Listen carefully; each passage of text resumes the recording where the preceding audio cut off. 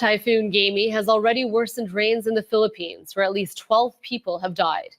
Gamey did not make landfall in the Philippines, but enhanced its seasonal monsoon rains. At least a dozen landslides and floods over 5 days have displaced 600,000 people in that country.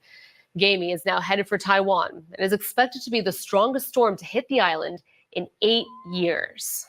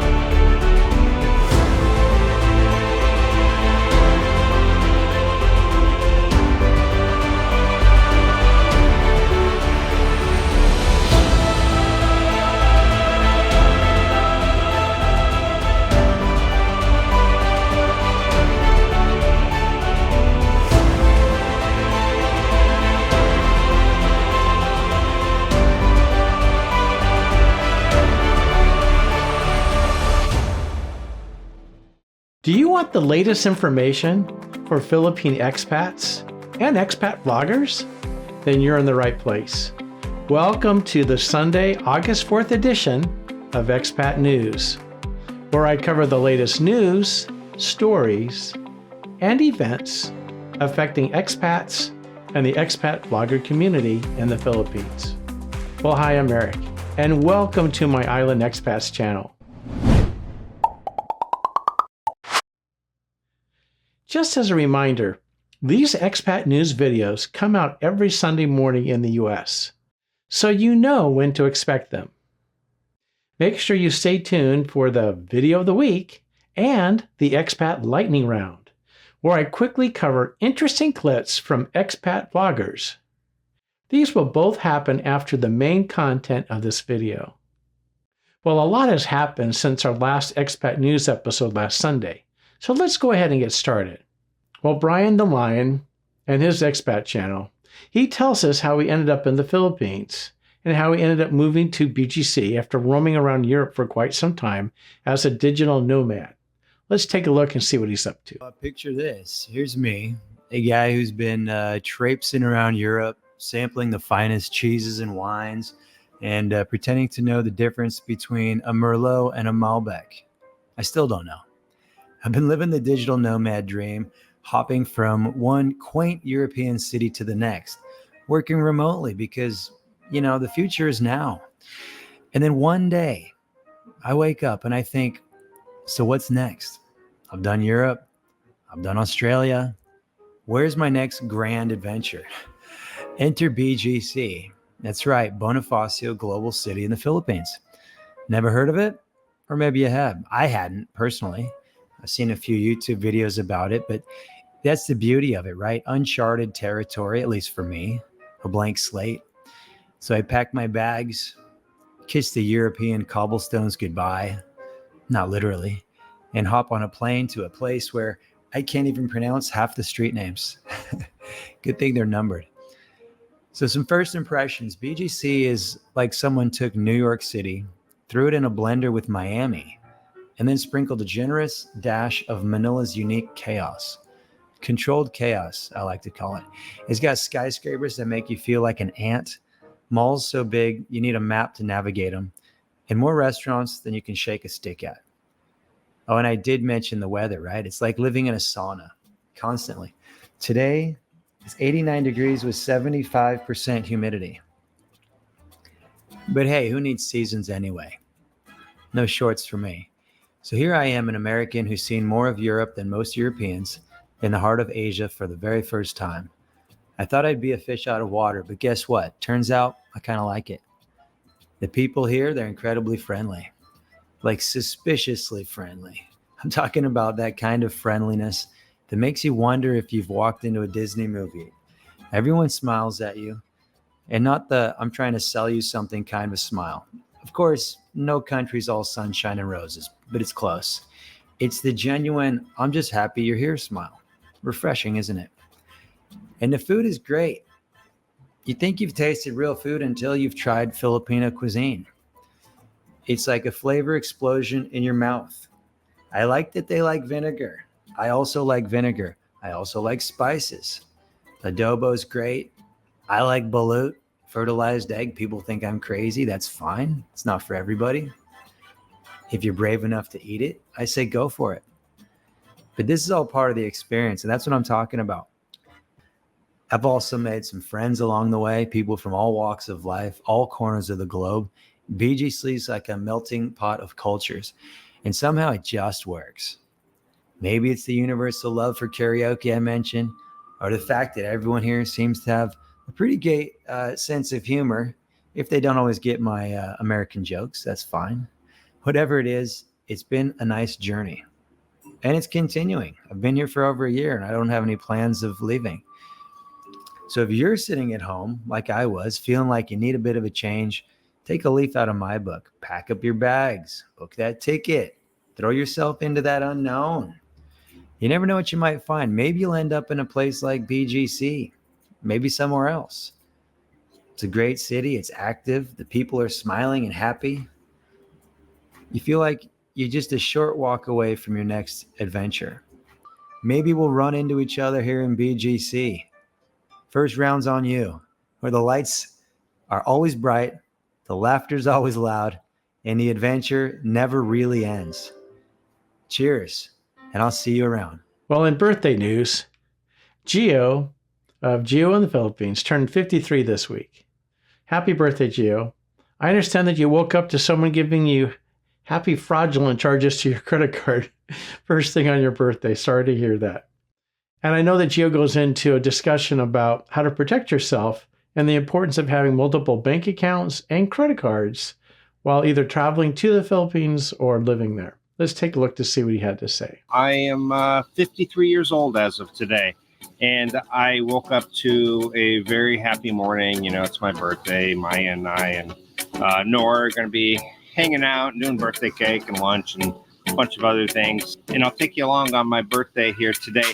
But I also woke up to some not great news and really kind of a wake-up call. I woke up to my main bank account here having 3 unauthorized charges to DoorDash in the total of about $200. Now, the amount wasn't that great where I was like, oh no, what am I going to do? But the fact is they have my debit card, my USAA debit card info. So I immediately called USAA, blocked the card, and I will have a new one sent out, and I've disputed the charges. I feel pretty confident they'll be taken off. But the issue is we leave for Japan in about 12 days. The card won't be here on time. All right, guys. So this is how I'm starting off my birthday. We're going to take a swim. We're going to go chill for a little while. Then we're going to go to one of my favorite places for lunch called Bahia. And I'll be taking you along. But during that time, I'm also going to tell you guys about some of the problems with coming out here with bank cards and things like that. This is why I say it is very, very important to have backup sources. Because if I only had this debit card, I wouldn't be able to go. Usually I use my this debit card to go buy groceries, when we eat at the restaurants, when I go to take cash out. This is what I use. And now I'm not going to have the card for a couple of weeks. It'll take 7 to 10 days to get to my P.O. box, and then I will have a FedEx here, which will take about 5 days. So I won't be here. So I won't even have it FedExed until I'm on my way back from Japan, maybe about 5 days out. So it's coming when I'm getting back. But the point is, if I didn't have a second bank account, I'd be kind of screwed. So again, you got to have multiple ways to access money. I also want to take a moment to hear Gio's side of being on time for things, as I believe he gets his timing and training from the Army, versus the Filipino time we discussed last week, where Maya kind of gave her side of the discussion and complained a little bit that Gio's always early, where she's on time. So it's relative to what you think is on time. But let's take a look at the clip. We have been traveling to the Philippines for a while. You know, there's a famous Filipino time. Filipino time. So Filipino time is when Filipinos have an appointment and they show up like 2 hours later or Right. 1 hour later or so. So this is a thing, but I'm not really a Filipino time, but I am on time mostly, but like on time. But Gio is like 30 minutes on time. So if like we have an appointment like 2 p.m., he will be ready at 1 p.m. At 1:30, he is already wearing his helmet. He already has phone in his hand and everything that he needs for going out. Yeah. While me, at 1:30, I'm still in the bathroom doing my girly thing. Yep. Preparing what I need to prepare. Well, you know, I guess two things. One, I learned in American culture, it's considered extremely rude to be late. And I even took it was an etiquette class in college. And I remember the teacher had this saying. She goes, if you're early, you're on time. If you're on time, you're late. And if you're late, don't bother showing up. But here, none of that applies. Like if there's for example, like a wedding at 2 p.m. in the Philippines, guess what? People are showing up at 2:30. Yes, and it's normal. That's a whole lifetime of having that in our head. But I know Italians have the same mindset with Filipinos. Yes, and my parents had that actual same mentality. They would always be late on everything. They had the very relaxed outlook on life. Yeah. But I think when I joined the military, that really, there was no such thing. You can't, for example, like if we had formation in the morning, military formation at 8 a.m., you had to already be lined up and ready in formation at 7:45. So it just got hammered into my head. And now I'd like to take a moment and address a more serious topic that often expats in the Philippines are criticized for. I want to give you my perspective on this, as I think some are completely missing the point and kind of giving some unfair criticism. In a minute, I'm going to show you a clip from Mark Thornton's Every Man Has a Story channel. And we're going to talk about how Mark met his wife, Jen. Now, there's been some criticism from a few of Mark's channel viewers. And the criticism comes from this. There's about a 40-year age gap between the couple. And there's really some people making some complaints now that the couple has a newborn baby that's just a few months old. This is a video that Jen and I have been talking about making for a while, but this little guy hasn't been very cooperative. We're going to do this just for our family, like make it a private video for like my parents, my mother back home and my family back in America. But, all my subscribers said, we want to see the baby, and how's Jen doing and everything. So we're going to do these little family videos, like maybe one a month or something like that, to give everybody idea what's going on. Nothing too exciting. Because I'm going to share something of kind of my perspective on this, because I think some people have this all wrong. So first of all, it's common in the Philippines for many expats to be part of a second family. Most expats lately were not expecting that, or even looking to have a second family. But often after being there for a while and finding someone, that often becomes the case. There are several reasons for this. First of all, when they meet someone special, often after a very painful divorce, and they see such a different attitude of women in the Philippines, the Filipinas, versus women in the West, and often that new spouse that they pick up as a Filipina was a big help for them in order to move forward and past the pain from their divorce, from what they left behind in their home country. They basically help them to move forward. I think it gets forgotten. For some expats, perhaps they had a difficult time maybe finding the right person in the first place in their home country. Maybe they ended up with not the right person. Or maybe they didn't find one at all. And now for the first time, they're experiencing a very meaningful relationship with a very different type of a woman in the Philippines. And maybe that's quite rewarding, thus making the bond even stronger. Then add the element of gaining new friends and family members, right? So basically allows you to more easily adapt into the culture. And now all of a sudden, you feel like you're part of things, part of something beyond just yourself.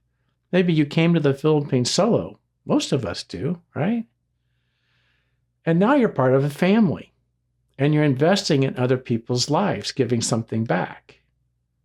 For some, this newfound love gave their life meaning again. And so they want to share it as a couple with the gift of children, even with a significant age gap. And yes, even when there are some significant age differences that make some of it seem impractical. But let's take another side of this. Look, I'm not saying it's perfect to be 40 years difference. I don't think anybody would prefer that, but sometimes it happens. Now, why are we the ones criticizing them for it? Because I do think there's another side to this coin. And that is, there is no greater gift or blessing than a child. And I don't care what culture it is. Even better when it's a very stable family situation. And that's something that the expat can bring. He can contribute to both that situation for today from a stability standpoint and into the future. And this could quite often change the trajectory of someone's life in the Philippines, that maybe the family comes from less means.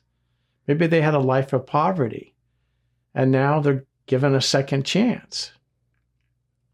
Perhaps we need to consider that some of the best moments and memories in our entire lives, and I know for me, it's when I think back to when my kids were very young, when they were first developing. It was so exciting.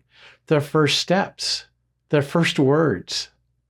I remember my son learned to fish.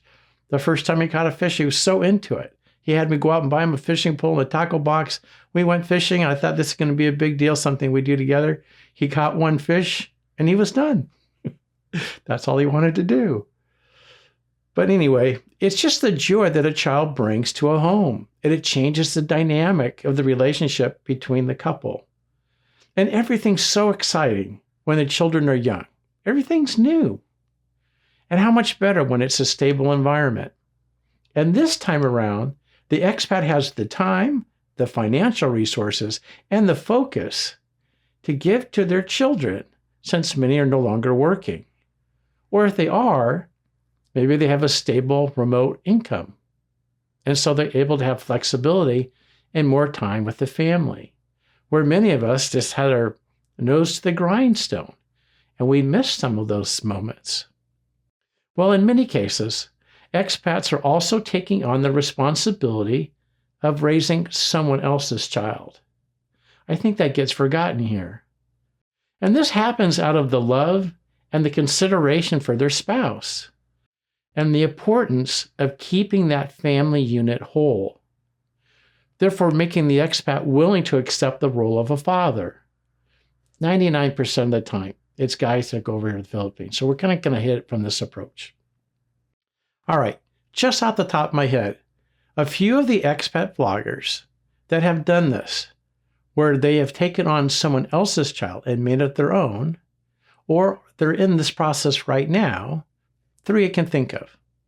Rob of Fly Me to the Philippines with Chrissy, Gio with Gio and Maya, and now Michael with his new girlfriend and that Philippines life.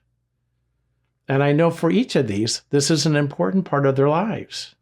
This isn't just something that shouldn't be considered. It's significant to raise somebody else's child. But what a blessing to each of these children to have them in their lives.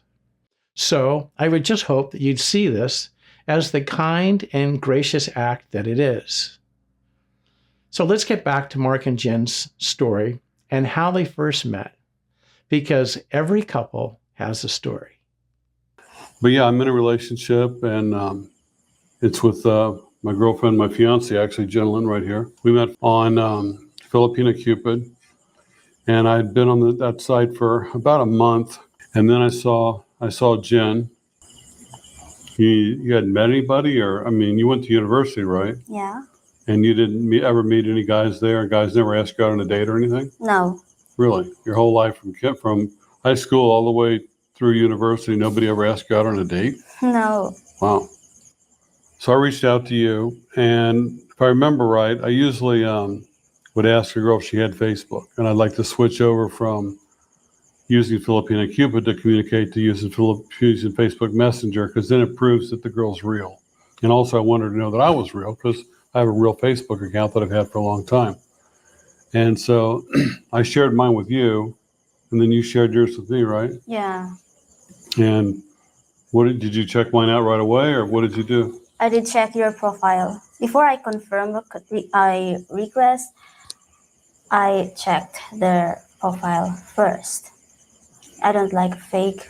We meet at Tom Tom's, and bring your mother, and also you had two friends come too, right? Yes. I didn't know about the two friends coming. That was kind of a surprise. And we all sit down. I didn't tell you about that? I don't think so, no. I don't think so. Doesn't matter. Anyway, we all sit down, and your mother and you were across from me, and then your friends were on the side there. And nobody talked to me, really. Nobody really talked to me. I kept asking questions, trying to get conversations going. I remember at one point, I sent you a message while you were sitting across from me. I said, "Are you interested? Do you want to see me again?" And you messaged me back while your mother's sitting there. And what did you say? I said, "Are you even interested?" Didn't I? Yeah. You said, "Yeah, I'm interested." And you want to see me again? You said, "Yes."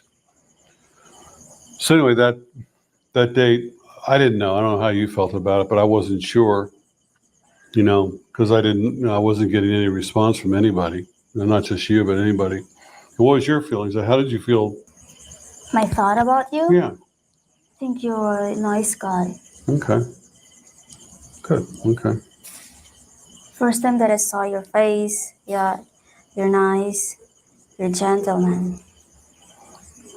Yeah. I think, Mom, I said, I like him. First time that I saw you wearing a long sleeve with a collar, I said, oh my gosh, I feel that you're so hot. Oh, thanks. So, it's hot, tall, 6'4", of course, that plus for me, your height, and your skin color, your height, and the way you wear your clothes. It's really neat, and you're so cool. Oh, thank you. Thank you. And we got on the motorcycle. Your first time riding with me on a motorcycle. Yeah. And so we go to Castorora Falls, and we hike. If anybody's ever been to Castorora, there's stairs that goes down. They go over 300 steps down into a gorge. And we went down there. There was no talking the whole way down, if I remember. We finally get to the waterfall. I took some pictures of you, and you posed and smiled and stuff. I remember we'd be stepping over rocks, and we're trying to hold your hand to keep you from falling, and you didn't seem to want me even to touch your hand. At least that's how I felt. Hey, we're not that close enough yet. Yeah, so she would rather drown than have me take her hand. So we did Castorora, and then we came back. In your house. That's right. I brought you over to my house for the first time, my apartment. Yeah. Which I was really surprised that she even came to my apartment. And what did we do that day? Do you remember? Early dinner. Early dinner, yeah. Yeah, spaghetti. Spaghetti, and then did we watch a movie or something? Yeah, we did. Yeah. But we're not talking. Yeah, we didn't talk the whole time. It was like Tampo. Guys, if you know what that is, it was like a Tampo date. I think things went better. I think we watched And them. I'm still, I feel so happy that day because you're giving me a chance to prove myself to you. Yeah. I was happy too. And it seemed like it slowly. Yeah, because you're giving up. Yeah. Sure. Well, I know. Then I asked you if you wanted to go swimming. She's never been in a pool in her life. And she said, well, I don't have a bathing suit. And so when I picked her up the next time for a date, another dance, she'd come over during the afternoons for a while. So I picked her up. Instead of heading to my house, I started heading downtown. She said, "Where are you going? Where are you going?" And so we're going down to Robinson's to buy you a bathing suit. And then what did you think about that? You weren't serious, were you? You I didn't said, really. "Oh no, I don't want to wear a bathing suit. I don't want to wear a top, a bra, and a panty with people's looking at me. No, feel so uncomfortable." No, so we went to Robinson's, and she wouldn't help me even find one. The sales lady wouldn't help us find one. And finally, I just walked over to the rack and I picked one up and go, "How about this one?" And I gave it to you, and you didn't want to try it on.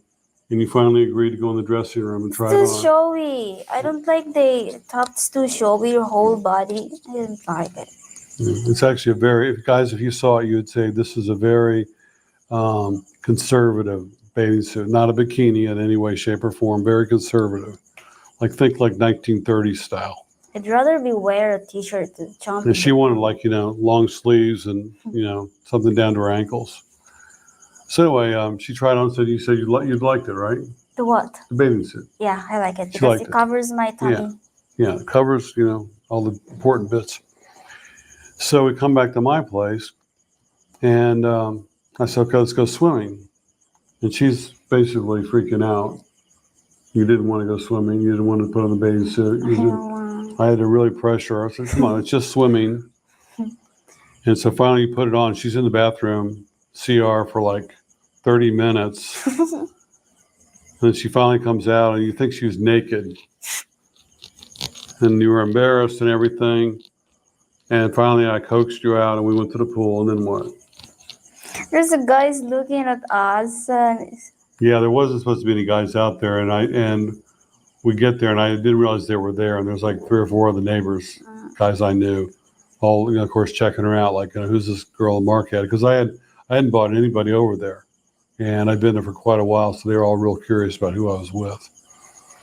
So we get in the pool, right? Yeah, we did. And you liked that, right? Yeah. And she enjoyed it, and so then. We started seeing each other for every day for several weeks, right? Or a few weeks. Skipping one day, afternoon day. Yeah, we skipped one day. And then I asked you if you'd spend the night once, right? Remember? Yeah. And I was really surprised she said she'd like to. And no. You did say that. No. What did you say? The first that you said to be that you to sleep over here. I said no, not yet. Not yet. So when you ask me again, okay, try to ask my papa because papa is really strict about us girls. That must have been an interesting conversation. It wasn't? I said it must have been an interesting conversation. He said, so what did you say to him? Tell me what you said to him. I said, "Papa, can I sleep over to Mark's house?" I said, "What are you?" I can't explain it. Come on, tell it as best you can. I said, "What are you gonna do? What are you guys going to do? Look at each other? Just sleep, watch movie, sleep. That's it. Nothing else. Eat, foods like that." So he said, because I explained it to them because every time that I went to your house to visit you to eat a dinner with you, you're so nice. You're just sitting here, watching a movie. That's it. We're not doing anything bad at all. No, you weren't. I feel so comfortable that starts that day. On that day. Right. Yeah. I said, "Ma, it's so nice. We just watch a movie and then talk a little bit, and then he did nothing wrong, anything to me. It's nice, gentleman." Yeah, we did that for a while. She was staying over, on a regular basis, a few weeks. I asked her if I said, why don't you just move in? And she did. And it's been, great ever since, right? And this is our second apartment. We were together at Dulce Vita for a couple months. And then what's good about where we are now is like, this is our apartment. But Dulce Vita was my place. And so she was there with her stuff fitting in around my stuff. But when we moved in here, it's like we moved in together. So she put everything away, including my things. So she put her stuff wherever she wanted to put them. And, we arranged the furniture the way we wanted it. And it's much better that it's our place and not, my place. Yeah. And we've been happy here, We're still, getting to know things about each other, still trying to understand cultures. What? You don't think we're still learning about each other? I know you. Yes. I Yeah. already know you. You already know me, yeah, that's true. So anyway, that's it, guys. Thanks for watching the channel, and thank you, Jen, for coming here for me and My let me interview pleasure, you. sir. And from now on, guys, I'm afraid she's the one and only pretty girl that I'm going to have. And now it's time for the video of the week. And it comes from Fly Me to the Philippines, where they tell a story in their Expat Diaries episode. It's kind of a version of relationships on their channel, of how a high-level U.S. military man actually mistook a heart that was in his latte, thinking that the waitress at the hotel in Cebu was interested in him, not realizing that that's just how latte comes. He thought it was for him from her. So though it almost never happened, as he had to return back to the U.S., and he asked her out several times, and she just said, I'm not interested. But it becomes a love story and something that's worth listening to, especially because this guy's interesting. And in this story, there's some spy-like twists.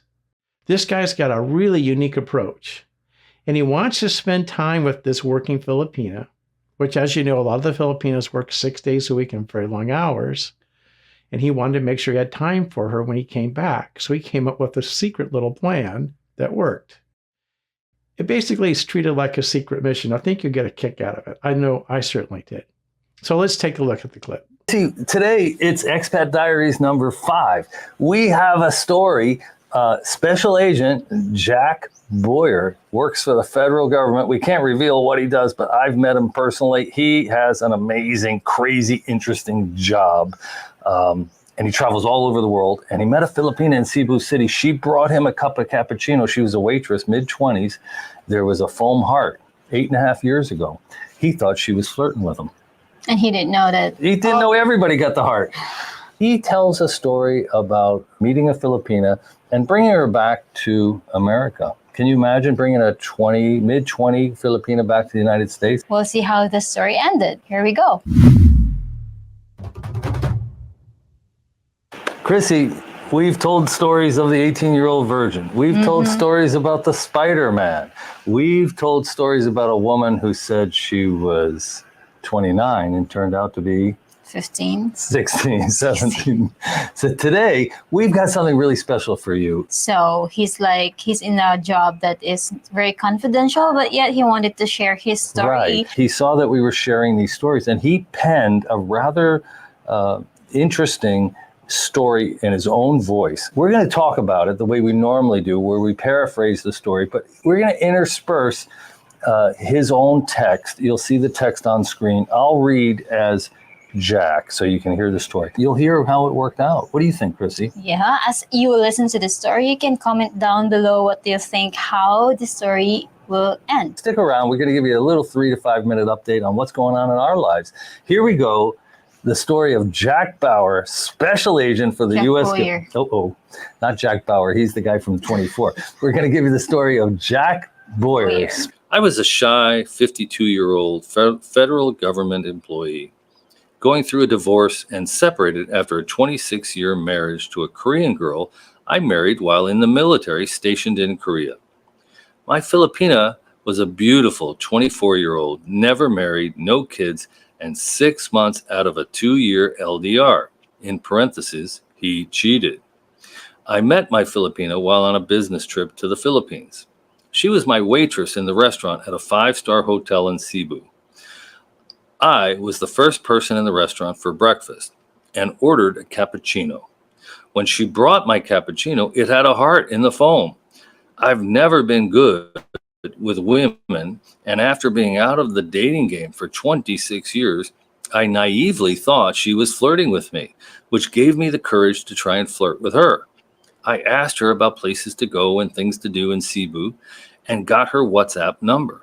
So his idea, this was his bright idea. He was headed to Malapascua for scuba, which is really a really great scuba spot off northern Cebu. And he said, gee, did she know anybody who could show him around Malapascua? That's his way of flirting. Yeah, you're like, hey, where could I find someone to show me around? I'm in town. I got a few days off. And she's like, well, go to IT Park. You'll find an English speaking So she girl pushed there. him into the IT She park. said, yeah. So three times he asked her out, and she turned him down. Really? And let's just hear a little bit of that in his voice. I had decided to go shark diving in Malapascua, an island just off the northern tip of Cebu. One Neanderthal attempt of inviting her to accompany me to this resort island was by telling her about my planned trip and asking her if she knew where I might find someone willing to go along with me as a personal tour guide. She quickly told me I could probably find a call center girl at IT Park that would be willing to go with me. Swing and a miss.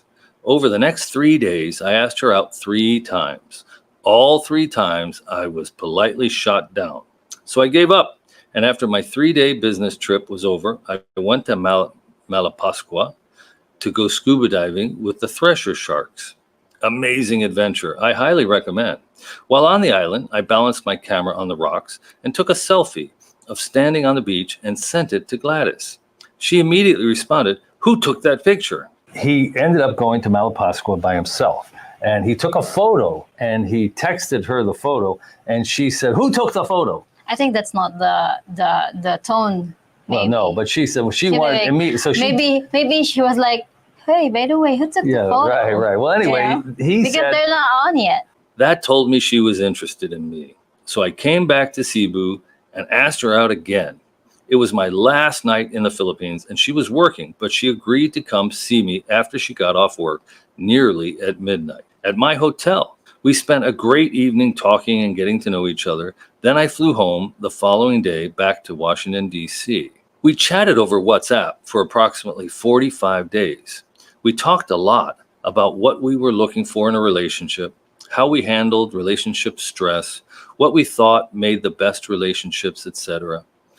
As a side note, partially because I am in the cybercrime profession, I also told her during our relationship that no matter if I asked later, never ever send pictures to me, even if later in a weakened moment I asked her to. I explained that anything on a phone or the internet could be hacked, and it was never good to even have a named picture of yourself on your own phone, because many girls have been hacked and blackmailed. We both agreed that we liked each other, so I planned a vacation trip back to see her for the week of August 15th. You know, if you come and you try to meet a girl boots on the ground, you really want to meet a girl with a job. You don't want to find somebody unemployed lying around doing nothing. Good luck finding time to date. He had a solution. Let's hear what he has to say. Because she worked full-time at the hotel restaurant and only got 1 day off a week, I asked her supervisor's name and wrote her a letter. I emailed the letter to Gladys and asked her to print it, put it in an envelope along with 10,000 pesos and give it to her supervisor, saying it was from her boyfriend and she didn't know what was inside or what it was about. I sent her the 10,000 pesos for the letter via Remitly, which Gladys picked up at the SM Mall.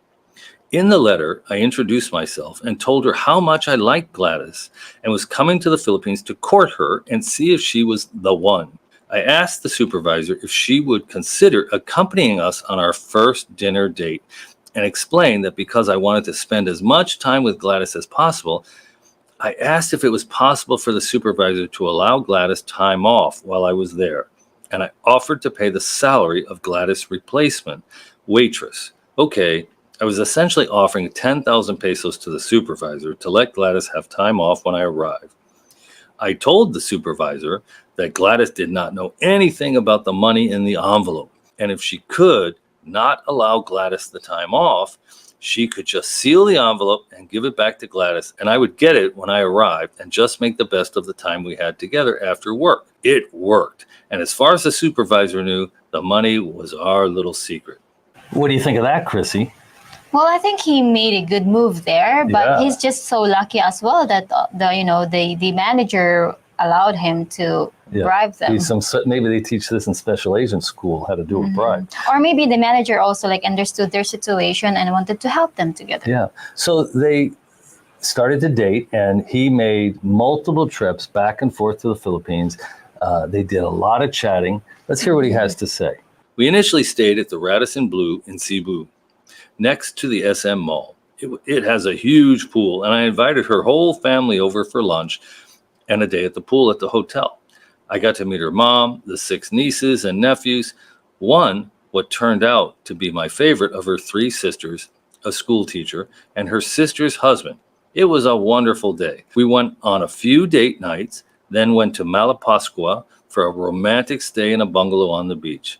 I broke all the rules by giving her a small necklace and bringing with me an old used iPhone 7 Plus and new Apple AirPods, so we could FaceTime and iMessage instead of WhatsApp. The whole trip was perfect. We did date nights almost every night and continued to have deep discussions about life, family, how each of us manifest our anger, what our arguments were like in our previous relationships, what we valued the most in a relationship, etc. It all seemed too good to be true, and it was really hard to leave at the end of the week. Well, I would say that Jack is also like a very romantic guy. You know, it's very rare for a guy to be that romantic, actually. Yeah, and then Filipino will really appreciate that kind of moves because, you know, when he did the birthday surprise Another visit with 10,000 her, pesos to the supervisor. We worked once. Yes, and then so that was really a good move. And also the second one when he surprised her also and proposed to her in the same restaurant. With her family. With her family, you know, without her knowing. And so that was very romantic. And, Very romantic. Her 25th birthday was November 26th, and I made a surprise visit to Cebu November 23rd to surprise her for her birthday. I coordinated my surprise with Gladys' supervisor so that the supervisor would keep her late at work. So I had time to get to the hotel she worked at before she went home for the night. I coordinated another envelope and another 10,000 pesos to be given to her supervisor to assist in scheduling most of Gladys' days off to coincide with my visit. The surprise visit went off with military precision, and I walked in while Gladys and her coworkers were wrapping silverware for the next day. I even have a video of my entrance and surprise. I stayed another week with Gladys in Cebu. We continued our courting LDR over the next 3 years, with me visiting the Philippines another 10 or more times, mostly on business trips where she could join me, often in Cebu, Manila, Davao, and once in Singapore. 7 months after starting our relationship, I proposed to her at the same hotel we met at and she still worked at. Throughout our LDR, we never missed a day of FaceTiming, usually twice a day, morning and evening. We even did LDR date nights where she would dress up and go to a restaurant for dinner. And because DC is 12 hours time difference, I would go to a restaurant for breakfast and we would have an LDR FaceTime date. Now it's time for the Expat Lightning Round.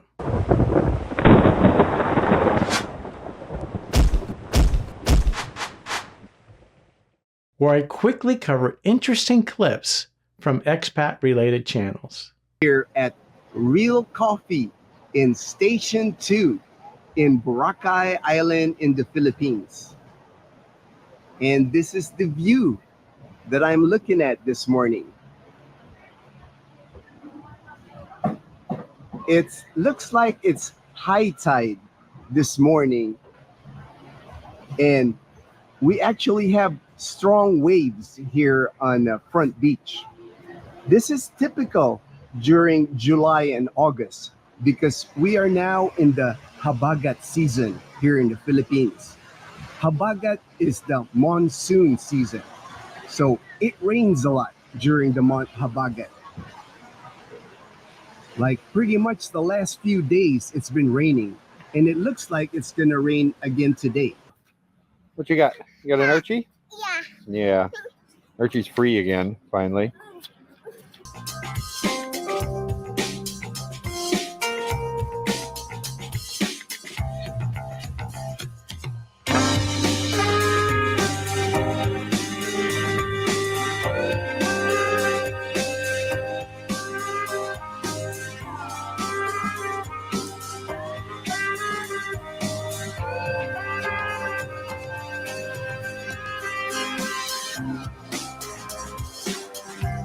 So yeah, this is a beautiful time to go swimming.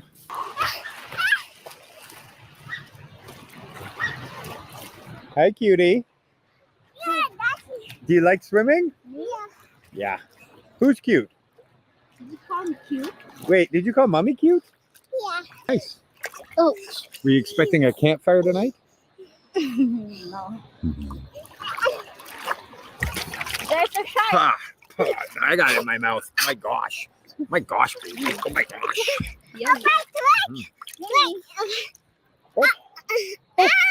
What's your name? Yeah, you don't have to give it to everybody. You're already a Filipino giving all three names. Just say Lara, okay?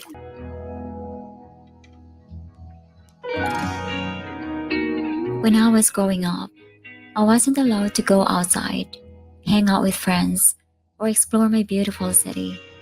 I promised myself that when I get my own place and become independent, I will explore nature as I've always wanted.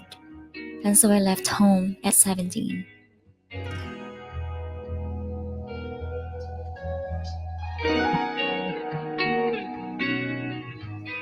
Nature holds a special place in my heart. Along with photography, it gave me a purpose to grow closer and connect deeper with myself.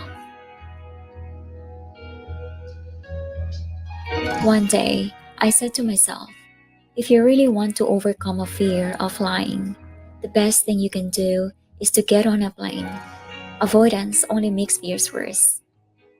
I'm glad I did, as flying takes me to a further distance in discovering new places.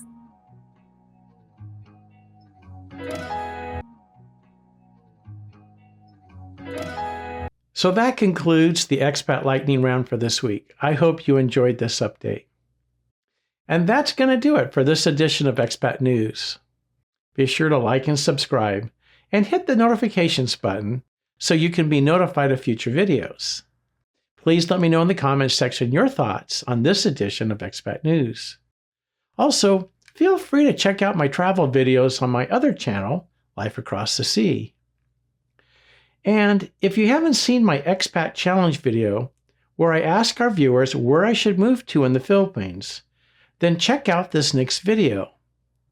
I will go to the most popular locations mentioned by the viewers in the comment section in the video in my upcoming trip, which is at the beginning of September, to see if it's a place that I can personally move to. So there's still time for you to weigh in here if you do in the next week or so, as to where I should live in the Philippines. But we're down to 4 weeks now, and the trip's coming up quickly, so make sure that you check it out. If you haven't seen the Expat Challenge video, then make sure you look right here. If you have seen it, I just released an update on Friday, 2 days ago, as to what viewers think so far in the first 2 weeks of the challenge as to where I should stay or look at or visit for a potential future home in the Philippines, based upon my 10 just basically priorities of what I need. Power, it seems like such a basic thing, but power, internet, stable power, cell phone access, all these different things. Anyway, if you haven't seen that yet, do the Expat Challenge video first, and I show you 9 places that I'm considering, and I give you video footage of the 9 places. I give you the pros and cons of the 9 places. So if you don't know anything about the Philippines or where to go, I give you those 9 places that I've pretty much visited, almost all of them. Give you the pros and cons, and then you weigh in as to what you think based upon my list of 10 things that I need in order to move to a particular place, and let me know if that's a fit. And then if you've already seen the Expat Challenge, then look at the update, and this is the viewer feedback.